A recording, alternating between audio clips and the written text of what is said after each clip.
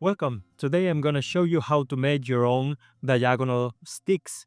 And actually we're making this improved version, the most sophisticated one I could possibly come up with. And I just love it. I'm going to make it for you as well as a reward for the crowdfunding campaign.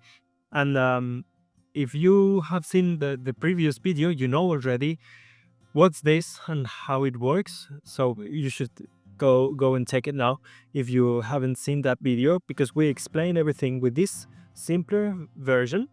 This is a great tool for checking for square through the diagonals in a box or in a in a drawer. Okay, so when both diagonals are the same, you get perfect squareness, and it's so much better than using just a simple square. You'll have all the info in that video. This one is a much nicer version. First of all, because I have incorporated a couple of knobs here. Actually, these are screws that lock the two pieces together, but also are knobs that help me balance it very well. So when I come here, I can just open it and I can find the desired length. And there it is. Very, very simple, very easy to make minute adjustments. So I'm very happy with this new version, and that's what we're gonna be making. So let's begin by talking about the stock I'm using. As you can see, I'm using here ebony, which is a fine premium wood, and it could be actually more sustainable and better. And you can do this with any fine-grained domestic hardwood, okay, such as this is beech. You could use hard maple in the USA. You could use sycamore as well here in Europe. And but I'm trying to make an heirloom quality tool, which is gonna be a special limited edition for my students. And I think a small use of ebony, it's a good idea, especially since this is, I hope it will last at least for 3 generations of woodworkers. So I'm trying to make the best possible thing out of the best possible materials, but you don't need to, okay? You will find FSC, certified sustainable ebony, if you look for it. So it's a good idea. I myself am using offcuts that come from the guitar making industry. So they come in these shapes. These are just simple offcuts. And that's what I'm gonna be using today, okay? So this piece is very small, too small to send it through my planer signature in a safe way. I actually have a student who got a very, very bad injury in 3 fingers at the machines because it's just not long enough. So a good way to make this project would be just to get yourself to rip apart a fine strip of wood off the edge of any board, and that's the thing you would crosscut to find a length, and it would be the right way to do it. Okay, but today I'm using this material, and as you can see, I have already planed and thicknessed the stock to 4 millimeters. So you could try and find a way to use your machines with safety for this small kind of stock, but I can tell you, with a hand plane, if you know the right techniques, you can do that perfectly well, and it's going to be much faster and much better than trying to try to glue these onto an MDF substrate and take up the voids with wedges and this kind of thing. It doesn't to me, it doesn't bear thinking about when I can just go here, get my hand plane, and just create a perfect reference face.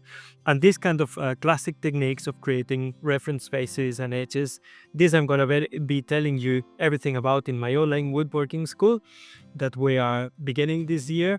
And you'll find all of those tricks and techniques explained in great depth. So basically, I have here a face which is free of cup, free of wine, free of bow. Okay, so it's a reference surface, and I've got myself a nice straight edge. And once I did that, I could go to bandsaw and just rip 5 millimeters apart and refine that and get it to final width, final thickness, which is 4 millimeters in this case. Okay, just as simple as that.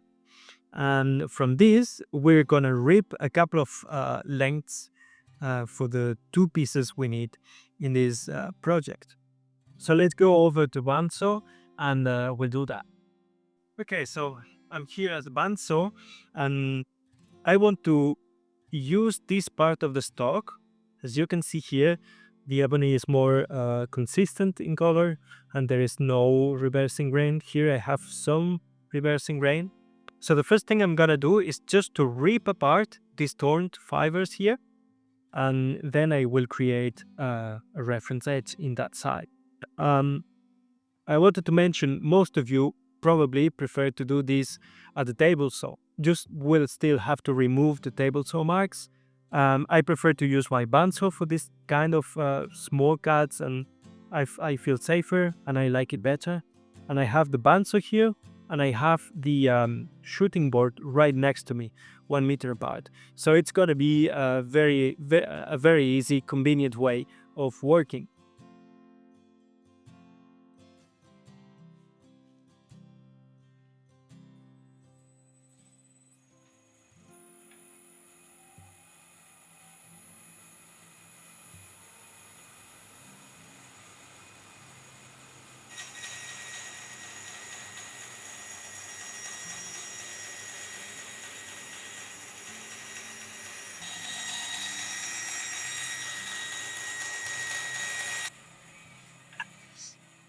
Okay.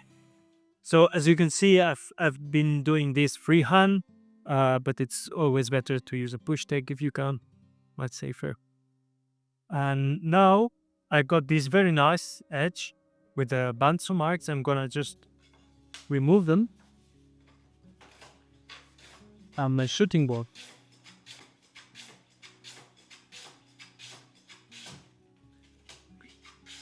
Okay.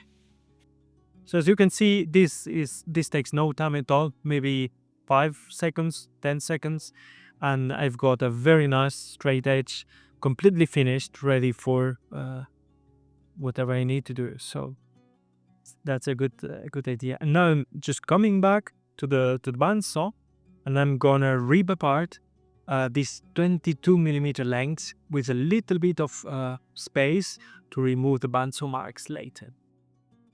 So my diagonal sticks are 22 millimeters wide. I'm gonna just rip it, I think, at 23 millimeters.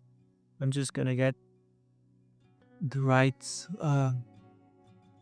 setting at the body saw. See.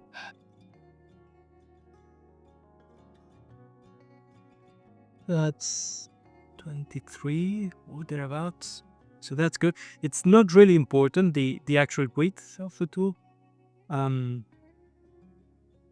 later on, we will find a way to get them perfectly parallel and aligned.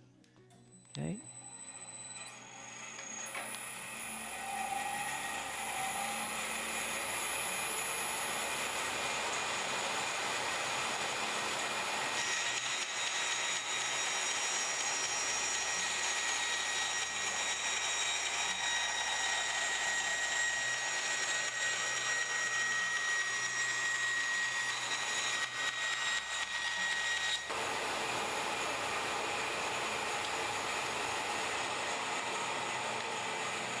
So I got my two pieces now. I'm gonna replace that edge and get back here.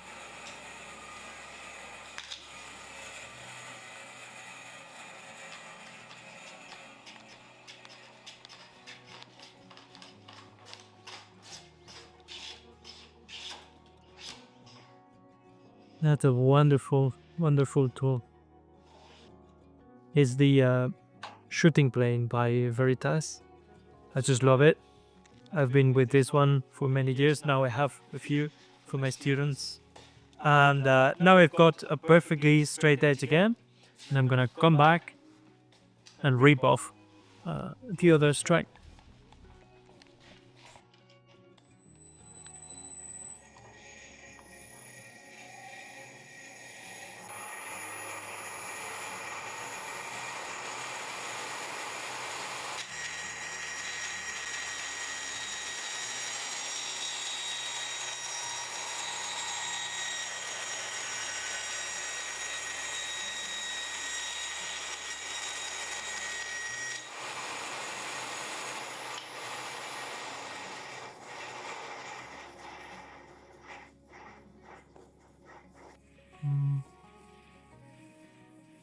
So there you got 2 stripes, and I'm gonna bring them to final width and remove the bandsaw marks on the other side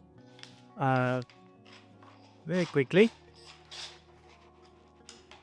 That's the right planing direction. Okay. And I'm aiming at 22 millimeters wide. So that's 22.4. 22.4. So I can make small corrections here just by making partial shavings. This way I can get perfect width. And the tolerance here, as you are seeing, it's very, very small. Actually, I can get very, very fine when I do this and get perfect reference edges this way.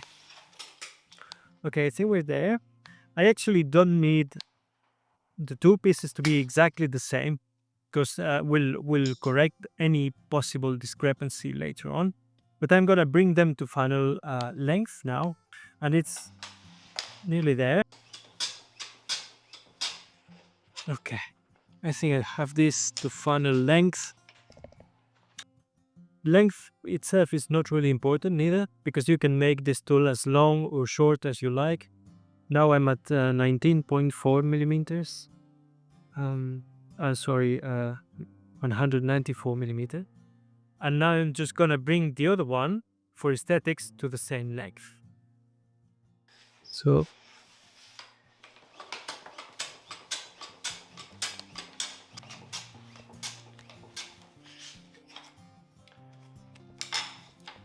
I can just pair the pieces together and check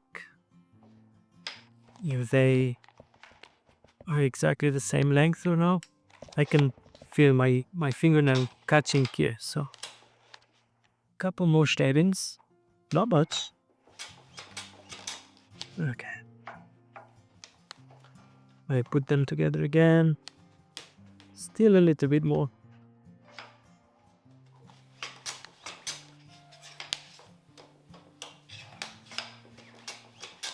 Okay, I think that's gonna be it. Super, so that's perfect.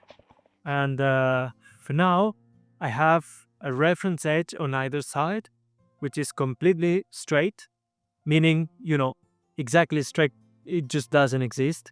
You always have to choose between slightly convex or slightly concave. And slightly concave, it's so much better because then you have much more stability. So anyway, the thing is, we haven't marked our reference edges, and it's not really important now because all of them are perfectly straight, so to speak. So let's go to the router table now, and we're gonna make the slots for the screws.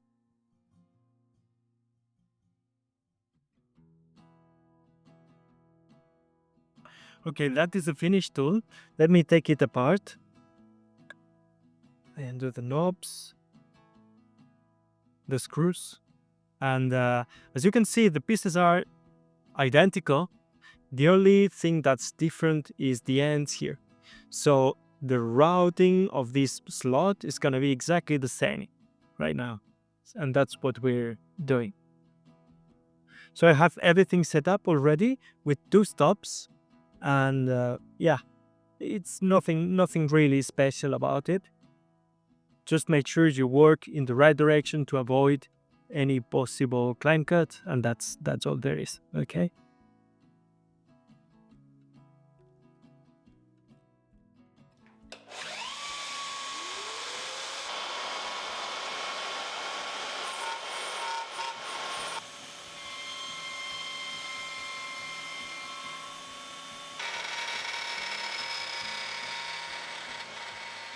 So now we're going to make this hole, and we will tap it to get the thread inside of it, a metric for thread, okay?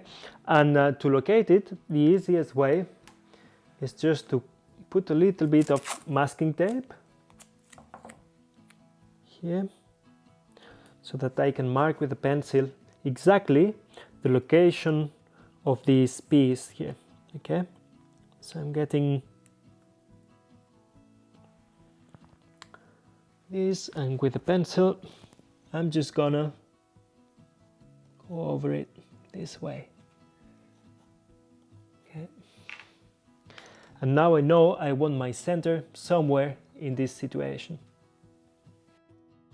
And now I'm gonna use my owl to mark this center hole exactly where I want it, which is a little bit inside of the end of this slot, little bit, maybe 1 millimeter backwards, to make sure the screws will never contact the end of the slot. Okay, so by the way, I wanted to show you, this is a fantastic owl.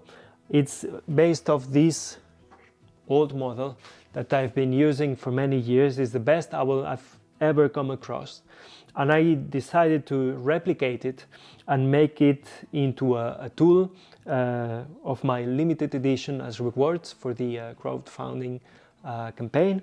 And I love it for quite a few reasons. One is that it gives you positive contact, and then you have this perfect shape here that will allow you to grab around it with your fingers, and you are very close to the point.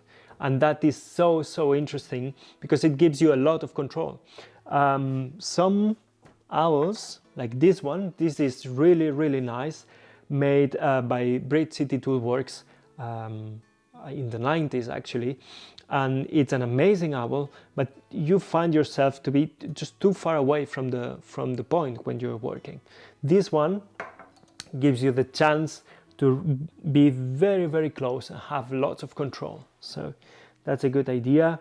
And yeah, and the most comfortable possible design I've ever come across. So I just love that one.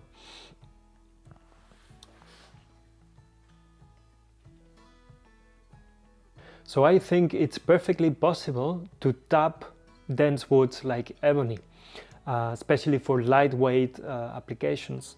And tapping is a fairly simple process. Basically, you need to make kind of a pilot hole, so to speak, and then you use the tap, which will create the thread into the hole. That's very simple. The only thing you need to take into account is that the diameter of this pilot hole, it's very important. It's actually called a tap drill, okay? And you need to do it at the exact diameter that you need, or very close. So for metric 4, you would have to make a 3.25 millimeter diameter hole. And I don't have that kind of drill bit, but I have an Imperial 1/8 of an inch bit, which is 3.18, I believe. So it's almost the same. And I've been trying this, and I know I can perfectly do it with this 1/8 of an inch drill bit. And then the tap is this little thing that usually you can use with this sort of a handle. Now I'm going to remove it because we want to come in here perfectly square to the surface of the stock, okay? And to do that, I prefer, you'll see me doing it in a minute at the drill press, because it keeps everything nice and vertical for me, and it makes things much easier, especially in these kind of small dimensions. Okay, so let's get to the drill press, and we'll do that. So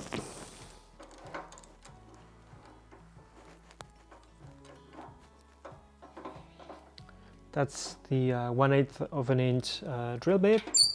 I'm gonna just raise the table to be more comfortable, and I'm not gonna make the hole going through all the way to prevent a possible tear out at the other side.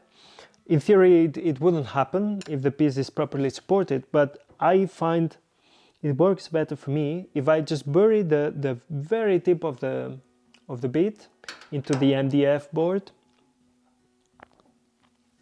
And now I just make almost all of the drill, and the only thing that's gonna come through is the little spike at the center of the drill.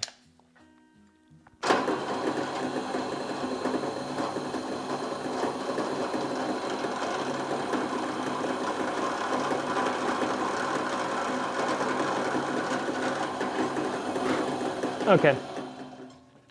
Now when I turn things around, I can see a tiny hole, which is going to be the center of the drill coming from the other side. And this way I always coming from both sides and I never get tear out. So that's a little extra step that will guarantee a better result. Okay.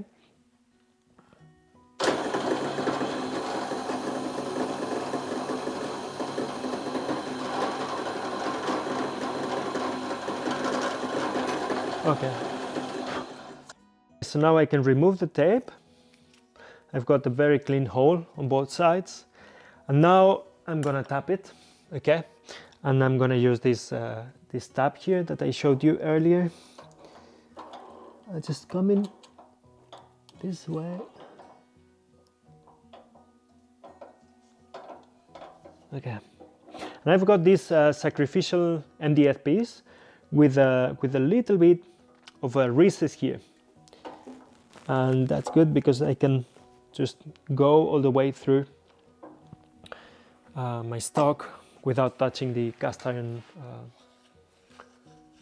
part of the drill press. So I'm gonna use a clamp now, mainly as a stop. You will see in a minute what I mean. Okay.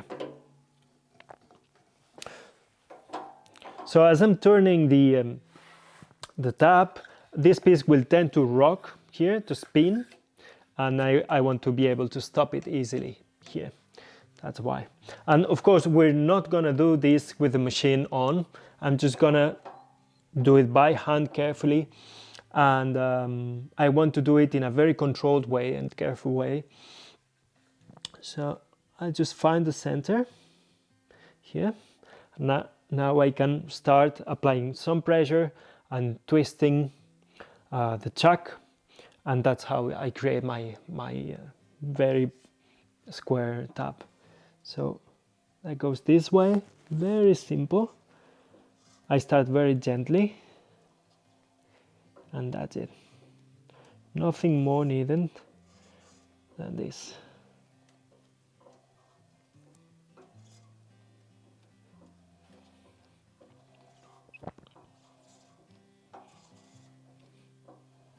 Okay, and now that I'm sure that I'm completely through, I'm just gonna take it back.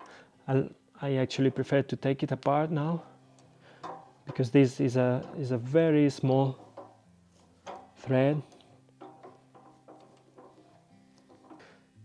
And now I can take it apart using a T-handle. This is for tapping just with your hands. And I can use it now to very gently remove the tap. And that's how you create your threads. So as you can see, we can perfectly tap dense hardwoods with no problem at all for lightweight applications. And now the last thing we have to do to get a functional tool is to make the points at the ends, which are a little bit specific. So let's go over to the workbench and we'll finish those. Now I have a small burr here at the tap hole, so I'm gonna just remove it with a sharp chisel. Nothing special here. And I just want to try the hardware now to make sure I did things right. These little screws, they come actually from a manufacturer that is in France, and they distribute to the whole Europe. I have no business with them, but I'm a very happy customer since quite a few years. So yeah, I'll leave you a link down below, because it's not that easy to find this kind of quality hardware. And what they do is really nice. So yeah, that feels just perfect, very smooth, and it works very well. Yeah. So we're ready. So now at this end, I've got the screw. At the other end, I'm gonna do the point, and we'll begin with this one, okay? Which is the one, if you remember, that is not square, okay? I explained why in the previous video, and this little auto square, I cannot give you an angle exactly, but in these 22 millimeters we have about 1 millimeter drop, okay, and that's what works for me. And we'll do this out of squareness now, and then I'm gonna insert these white lines that you will see we do with vulcanized fiber. So that's very simple. I just come to my shooting board, and my shooting board has a special feature, okay? I have this sacrificial board here, which gives me zero clearance to avoid spelch, and also it allows me to create auto squareness or any kind of angle that I might need in any situation. So I think that's very neat. And now I'm just gonna impose this couple of degrees of error in the edge. Okay, that's done. So let's check it now, and we should see exactly about the square I want. And now I'm gonna make, before I make this kind of sharp point here, I want to insert all these little white stripes, which I make with vulcanized fiber. Vulcanized fibers are actually cellulose fibers that have been chemically treated to create this sort of material, which is something in between plastic and cardboard, and it has many properties. This one is white, and it's very visible against the ebony. Okay, if you're doing this with a clearer wood, you only need to mark some ballpoint pen lines, and that's all. That's all, really. So not much complication, but here with the ebony, we need to go the extra mile to make sure we have a good reading every time. So the first thing I'm gonna do is just to score a baseline with my marking gauge. I don't need it very deep.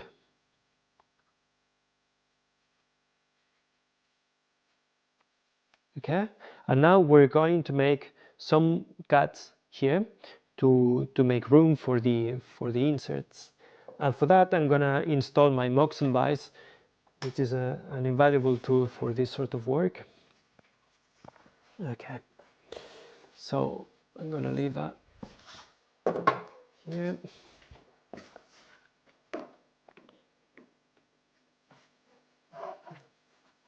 Okay.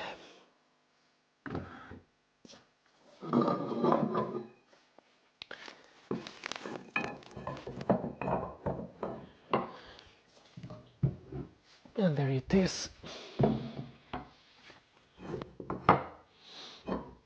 One, two. Okay.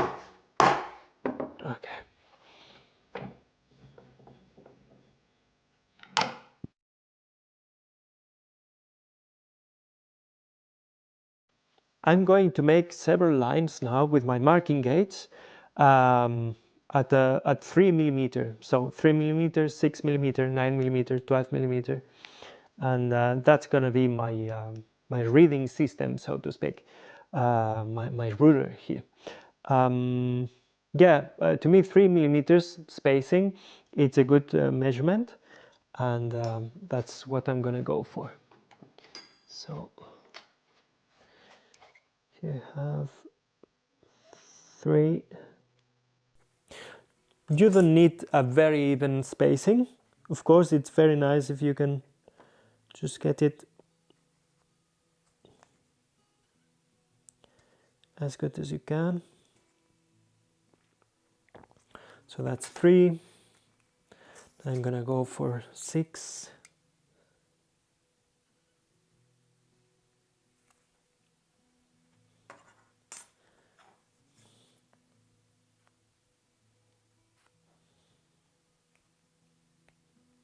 Okay, so I have all of my lines marked, and now I'm ready to sew them. Okay. And I'm gonna use just my flush cut saw because it gives me the kind of curve that I want. You could use a dovetail saw if you like.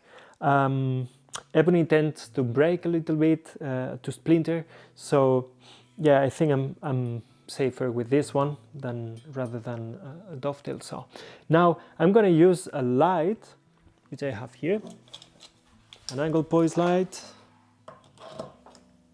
that is invaluable for sewing, okay? And you really need this.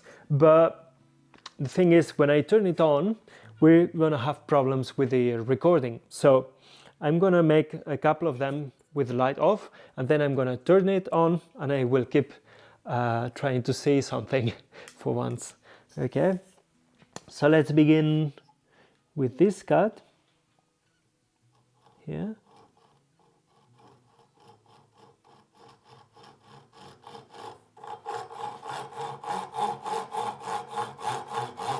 Okay. And I'm just gonna hit the baseline that I made.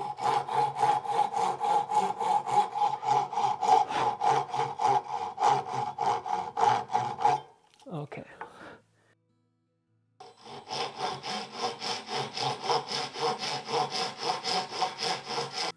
Okay, so that's done. Even spacing is not needed here, so don't worry about that. And now I'm gonna put this piece of vulcanized fiber right into the slots, okay? I have planed it. Actually, this stuff is very nice. You can plane it, you can sew it, you can do many things with it. And it will not break.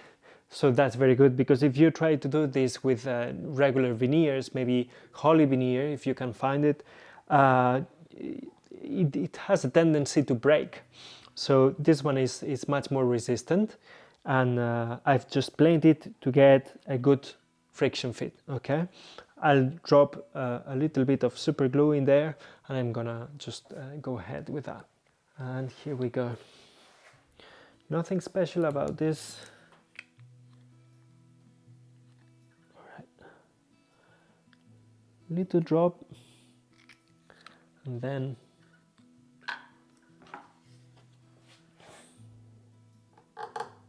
yeah, that's a good fit. Now I cut it, and I keep on. Little drop.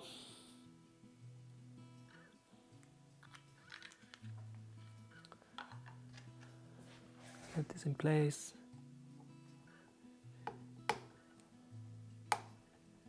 You can also even hammer it lightly if it's needed. And it's not gonna break on you as veneer would. Okay. That's the second one.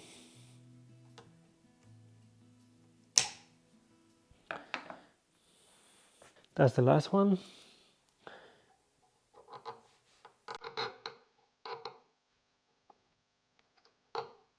Okay.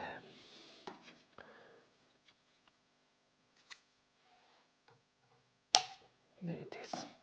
So now I'm gonna wait for 5 minutes, and then we'll trim all of that and make the sharp point. Okay, so this is the current state of our project. The glue is thoroughly dry, I think, and now I can just cut flush everything with a chisel. Let's see how it goes. Just gonna go down here. I'm gonna try and get that. Yeah. Yeah, it cuts very well.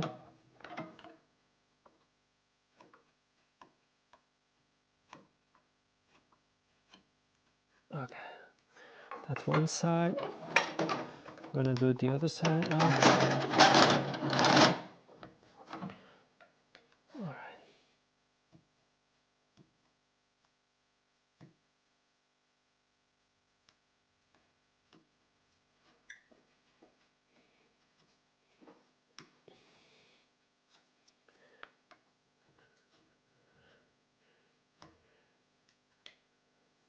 Okay.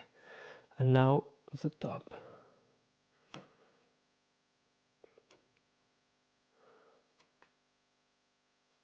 A little bit of a skew with a chisel helps.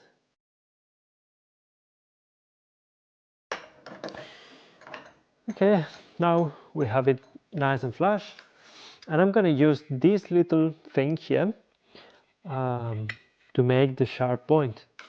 The idea here is to use this as a guide, very much like when you're making kumiko. This is 30 degrees. I think it could be even nicer at 25 degrees.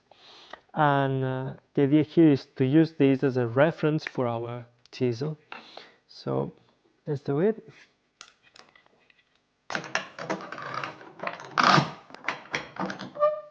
Now, this is not 90 degrees, remember, and I'm gonna need to make up for this with some little shims. So the purpose of this little device here is to adapt or to make up for this lack of squareness here, and to make sure I can get exactly in line with this corner here that I have at the guide.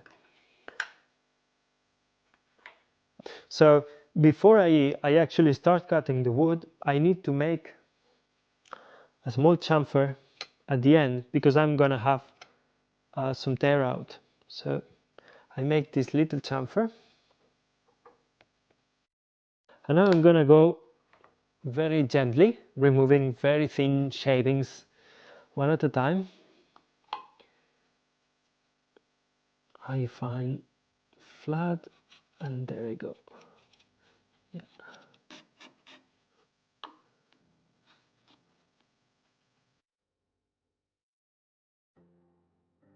Okay, so I think ebony is so hard that it might be a good idea to just use a block plane for this, as long as I don't damage the guide.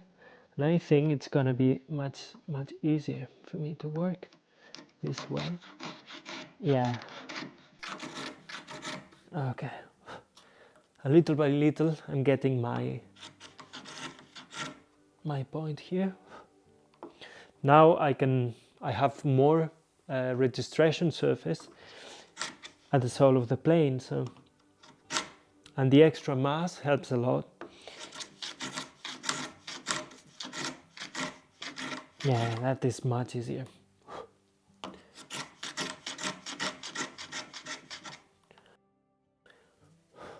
Okay, I'm down to the line on one side, and now I can just turn it around and compensate on the other end. Yeah. So our point is just finished. I only have a little bit of glue here, some excess glue that I need to remove. I'm gonna do that with a hand plane. Yeah, this plane's this way. And I'm gonna check I have, yeah, fine cut.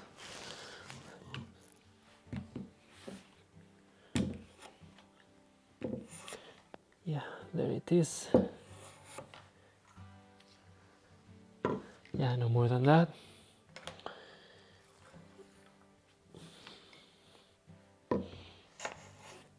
Okay.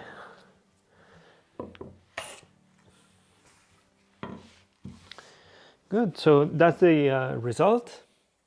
I think it's quite good. And the other one, which is this one, which has a step, that's basically the same thing. So I'm not gonna bore you with this one. Just a couple of comments. First of all, this side here with the step, it doesn't need to be out of square, so you can avoid that. And the little step here is just by making a couple of saw cuts, very careful saw cuts, and then the rest of the work you do it with a chisel on the same guide. Just as simple as that. Okay. The last final touches are breaking the corners, and I'm gonna do that with just a hand plane. This one's done. That's the good one. So I just can take a few careful shavings. Right, and finally I would finish this with osmopolic satin. Okay, that's a surface oil which I like very much, and it's very available to everyone, so it's not difficult to find, and it will make the ebony darker. If you see, this one has been finished. It's darker, but it's not too shiny. Shellac would be too shiny for this, and it looks a little bit odd to me. So I prefer this satin finish. So please don't forget to subscribe to our channel. It's the only way that we can keep giving you some videos, some more information. Please tell us what you want to know, the things you want us to make videos about, okay? And I'm gonna give you the last few tricks to get this tool as perfectly done as you possibly can. So maybe you get your groove here not exactly on center, and so if you put the two parts of the tool the way they're gonna go, and then you place a little stick which I have carefully planed so that it just fits here very snugly. I can put it, I think you can hear that, fitting very snug. And now if there's any deviation, I will notice it very clearly because the two parts are not aligned here at the edge. So now I could go to my shooting board and I could just plane those edges to get them perfectly flush on both sides. And this way the tool will be exactly symmetrical, okay? And so let's put it together very simply. That goes this way, that goes that way, yeah. Now always use washers, very important. That's one, and that's the other one.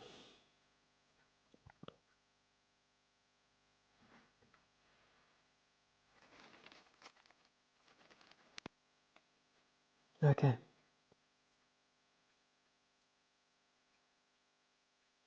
So that's that.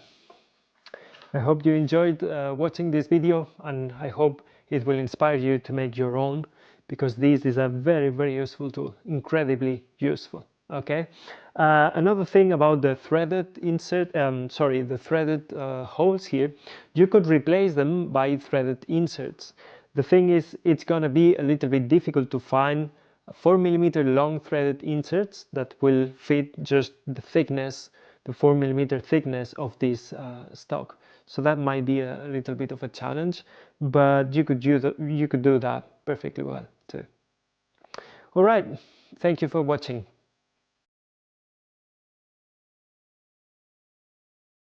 It's been a couple of weeks since recorded the build of this tool, and I wasn't entirely sure that I could recommend you just tapping directly onto the timber, being such a fine thread and such a thin timber. Okay, I do stand by this idea of tapping dense hardwoods, okay, especially if they are fine grade, but that is just too small, and I thought it might be a little bit weak. So I have improved this by adding, as you can see here, I have added a threaded insert, and that looks much neater, actually, much more professional. And I wanted to just show you how I've done that. So the threaded insert themselves are this little device here, which, as you can see, it's serrated on the outside. That's for mainly to have good adherence. And then on the inside, you have thread. And this is made of brass. It's pretty inexpensive. And the only issue with this is that it's just too high for the application.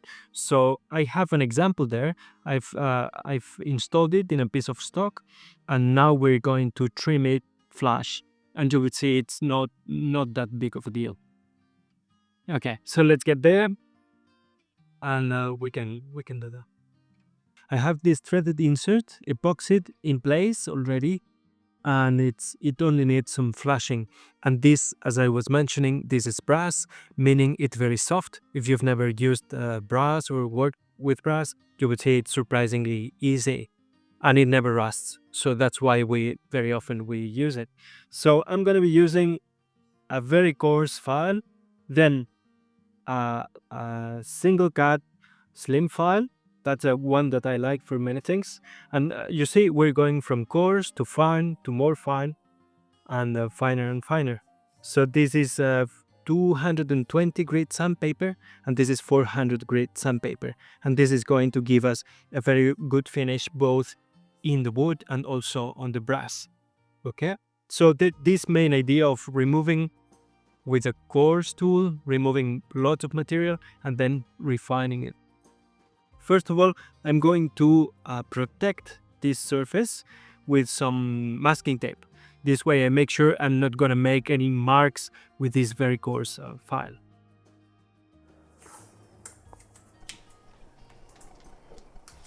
One here, one here.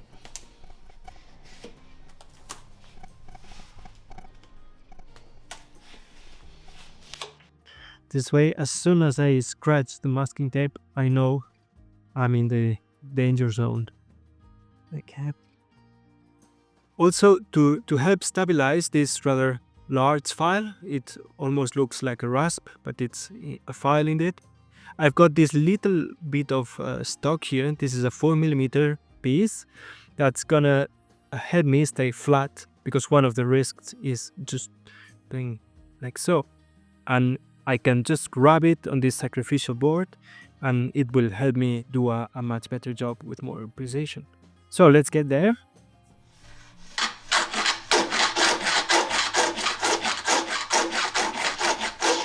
You see, very quickly, I'm removing lots of material in a very controlled way, but very efficiently. An even better way might be to use Dremel with a diamond bit point, one of those rotatory tools that would do a lot of work very quickly as well.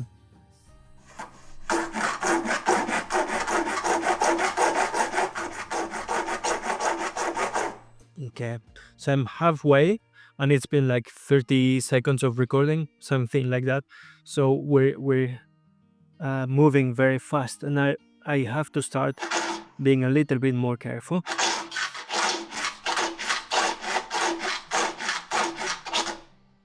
Okay.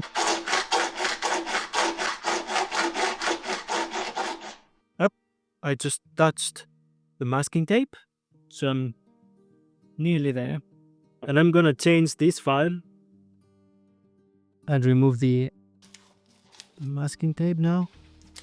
Now I need to proceed very carefully.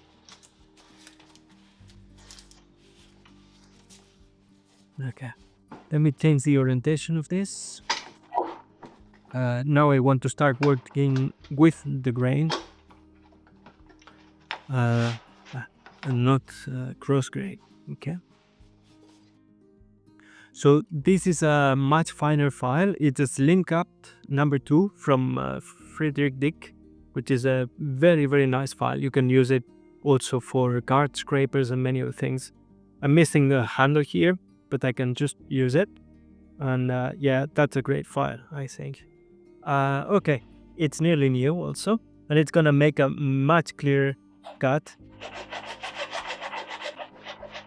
And it cuts very quickly. You can see now the scratch pattern, it's much finer. And I'm starting also to affect the little remains of epoxy that I have, all this epoxy squeeze out. So a little bit more work, but not much. Nearly there.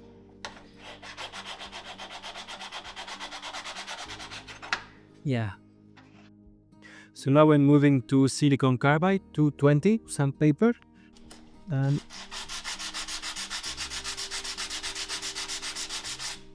yeah. So I'm going to affect now all the surface, because I want to sand, and even sanding pattern everywhere.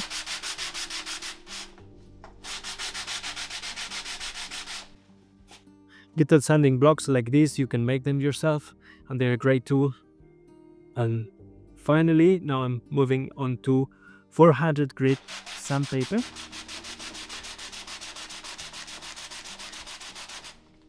You might have the feeling we've been doing this for 20 minutes and then we just edit it on for YouTube, but really that has taken maybe 4 minutes at the most, with recording and stopping and everything. So that's very, very efficient. And you can see here that this is a beautiful finish, and yeah, it looks so much better. So that's a good plan, and I think it's not that much work. Okay, so I hope you found this very informative and very inspiring, and I'd love to see your own diagonal sticks in your workshops. And this has been a tool incredibly useful for me for many years, and I'm very happy to show you this new improved version. So yeah, stay tuned for more, and yeah, give us a thumbs up and subscribe to our channel if you want to support us. Thank you. See you next week.